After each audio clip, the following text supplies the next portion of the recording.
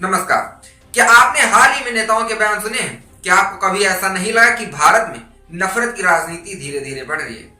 क्या ये सब सिर्फ चुनावी रणनीति है या भारत के भविष्य के लिए एक बड़ा खतरा? अगर आपके मन में ऐसे सवाल है तो इंडिया हेट लैब की रिपोर्ट 2024 के आंकड़े आपको हैरान कर सकते हैं। इस रिपोर्ट के मुताबिक 2024 में भारत में नफरत फैलाने वाले भाषणों में 74.4% की वृद्धि हुई। मतलब कि 2023 में जहां 668 ऐसी घटनाएं हुई थी, 2024 में यह बढ़कर 1165 हो गई। लेकिन सबसे बड़ा सवाल यह है कौन इस नफरत की खेती को बढ़ा रहा है। आइए डेटा और फैक्ट्स के जरिए समझते हैं कि इस रिपोर्ट में क्या सामने आया और इसका असर क्या हो सकता है भारत की राजनीति पर और भारत के लोगों पर। आखिर 2024 में इतनी नफरत की खेती क्यों बढ़ी? भारत में 2024 का साल सिर्फ आम लोगों के लिए ही नहीं बल्कि राजनीतिक दलों के लिए भी बहुत अहम था, क्योंकि 2024 में लोकसभा इलेक्शन हुए। 19 अप्रैल से 1 जून के बीच 7 चरणों में चुनाव हुए और जैसे जैसे चुनाव नजदीक आते गए वैसे वैसे गणतंत्र भाषणों की संख्या बढ़ती गई। अब रिपोर्ट के मुताबिक मई 2024 में सबसे ज्यादा नफरत भरे भाषण दिए गए। अब सवाल उठता है कि कौन ये भाषण दे रहे हैं? आखिर वो कौन लोग थे जो खुले मंचों से नफरत फैला रहे थे? रिपोर्ट में साफ कहा गया कि इस बार नफरत फैलाने वाले सिर्फ छोटे नेता नहीं बल्कि बड़े राष्ट्रीय नेता भी इसमें शामिल है। 2023 में राज्य स्तर के नेता ज्यादा नफरत फैला रहे थे, लेकिन 2024 में प्रधानमंत्री नरेंद्र मोदी, गृह मंत्री अमित शाह, यूपी के मुख्यमंत्री योगी आदित्यनाथ, असम के मुख्यमंत्री हेमंत बिस्वा शर्मा जैसे बड़े नेता भी सांप्रदायिक बयानबाजी में शामिल हुए। इतना ही नहीं, भारतीय जनता पार्टी के विधायक और मंत्री भी खुलेआम नफरत भरे भाषण देते हुए पाए गए। अब रिपोर्ट बताती है कि 79.9% नफरत भरे भाषण सिर्फ भारतीय जनता पार्टी के शासित राज्यों में हुए।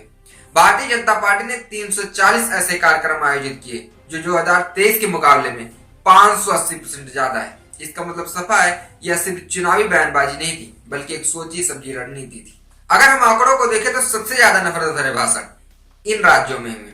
उत्तर प्रदेश में 242 घटनाएं, महाराष्ट्र में 210 घटनाएं और मध्य प्रदेश में 98 घटनाएं।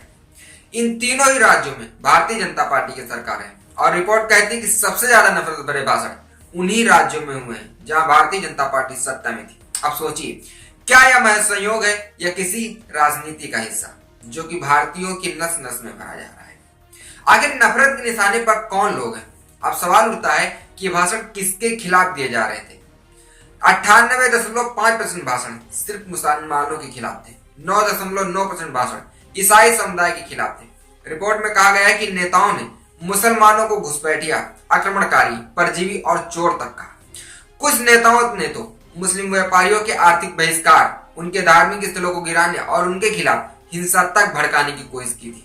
और यह सब केवल संयोग तो नहीं हो सकता बिना सोचे समझे रणनीति के।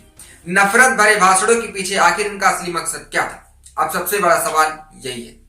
मकसद यह था कि धूलीगढ़ की राजनीति की जाए, हिंदू वोट को एकजुट किया जाए, असली मुद्दों से ध्यान भटकाया जाए, बेरोजगारी, महंगाई और अर्थव्यवस्था पर सवाल न उठे, मीडिया के जरिए नफरत को बढ़ावा दिया जाए ताकि लोग असली मुद्दों पर बात ही ना करें। अगर आप ध्यान देंगे तो पाएंगे कि जब भी कोई बड़ा घोटाला या आर्थिक संकट आता है तो उसी दौरान नफरत की घटनाएं भी बढ़ जाती है। मतलब ध्यान भटकाने के लिए नफरत को एक टूल की तरह इस्तेमाल किया जा रहा है और इस चीज को गोदी मीडिया पूरे देश में फैलाता है कि देखो क्या हो रहा है। बड़े बड़े मुद्दों को जो देश के जनहित के असल मुद्दे होते हैं, गोदी मीडिया उनको छिपाने में सरकार की पूरी मदद करता है। लेकिन क्या कभी गोदी मीडिया ने इस बात का अंदाजा किया कि आखिर इसका असर क्या होगा? अगर नफरत इसी तरह बढ़ती रही तो इसके क्या परिणाम हो सकते हैं? समाज में हिंसा बढ़ सकती है, भारत की अंतरराष्ट्रीय छवि खराब हो सकती है जो धीरे धीरे खराब भी हो रही है। विदेशी निवेशक भारत में निवेश करने से डर सकते हैं, आर्थिक नुकसान होगा क्योंकि सांप्रदायिक तनाव व्यापार रोजगार को भी प्रभावित करता है, यानी नुकसान पूरे देश का होगा, सिर्फ एक समुदाय का नहीं। क्या इस नफरत को रोका जा सकता है? गोदी मीडिया ने क्या कभी इस बारे में बात की या कभी किसी सरकार ने इस बारे में बात की? भारतीय जनता पार्टी के किसी बड़े नेता ने क्या कभी इस बारे में बात की? अब सवाल आपसे, क्या यह सब रोका जा सकता है? अगर जनता असली मुद्दों पर ध्यान देना शुरू कर दे तो शायद नफरत की राजनीति खत्म हो जाएगी।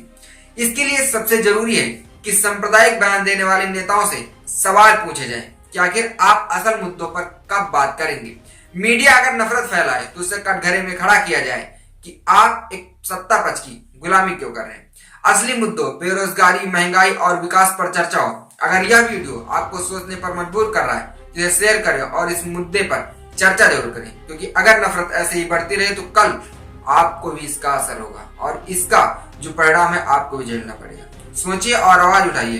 क्या आप मानते हैं कि नफरत को एक राजनीतिक टूल की तरह इस्तेमाल किया जा रहा है? इस बात का जवाब कमेंट बॉक्स में कमेंट करके जरूर दें। देखते रहिए हालचाल। जय हिंद।